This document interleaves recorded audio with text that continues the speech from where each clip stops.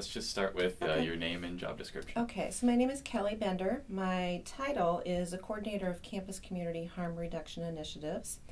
So I started in June of this year as a brand new position that the university created in response to a desire by the university and the community to do some more concentrated work on reducing high-risk drinking and the related problems. What do you got? All right, how do you like the nightlife here at Iowa City? Okay, well, I graduated in May. It's my first weekend as alumni. Drove up here this morning. Went to the Union. Fantastic time. Nothing better than watching the game at the Union. Blast.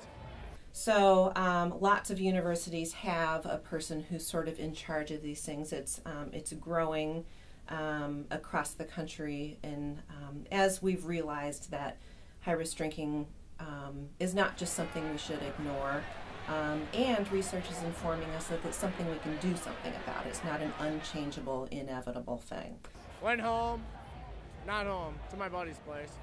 Had some beers, went back down there. We hit up Formosa, did some sake bombs. Our environment has such a huge influence over what we see as normal and acceptable. Martinis, had a martini. We did some mini bombs at Brothers. We just been doing it all. DC's for some steins. Sort of, how people should behave kind of a thing.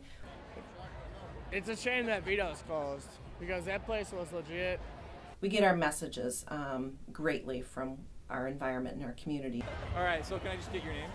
Sure, I'm Lauren. I'm Hannah. All right. We're from the University of Kansas. Hey. Yeah, we're visiting this weekend. All right. And how do you like the sort of nightlife here? It's crazy. Yeah. It's awesome. It's crazy. We I love started it. early this morning for the tailgate. We got up at 7 Yeah. to start drinking. And just kind of a lot of drinking. It's not even just alcohol in and of itself. It's certainly, not about getting rid of alcohol. There is a low-risk way to drink alcohol, but we have normalized in many ways drinking to the point of excess as being a necessary ingredient for just sort of socializing, and drinking to excess being a necessary ingredient for college life in general, getting the most out of your 4, 5, 6 years while you're here. It just sort of has become what's normal and expected. What do you think of the nightlife at downtown Iowa? How do I think of the nightlife? The nightlife is awesome because everyone's always in good spirits. Everyone's always having a good time. It's Iowa City. So, it's the best. And I love it. Can we get your name and job description? Yeah, I'm Tom Rockland. I'm the Vice President for Student Life at the University of Iowa. Off campus, as a private citizen, I was involved in supporting the ordinance to prohibit people under 21 from being in bars after 10 o'clock. And do you like going to the bars? Oh, I love going to the bars. The bars are the best. Everyone's so happy. I don't know if it's the alcohol or just like their spirit, but it's awesome. It is about environmental change. The kinds of things that work the best to change alcohol culture are really changes that tend to be met with the most resistance. To be honest, I think Iowa City is going downhill. Why is that? Because of the whole age limit, the whole ordinance. Before the ordinance, we were a magnet for people from around the region, frankly, eastern Iowa and western Illinois, coming here to party and in some cases, frankly, to prey on our students. And once the ordinance passed, there was no point in coming here to drink. They could do just as well at home. Particularly in the downtown area, there were more and more young people inebriated, roaming across the Piedmont, up and down Dubuque, going from bar to bar. There was a relatively high rate of assaults and vandalism.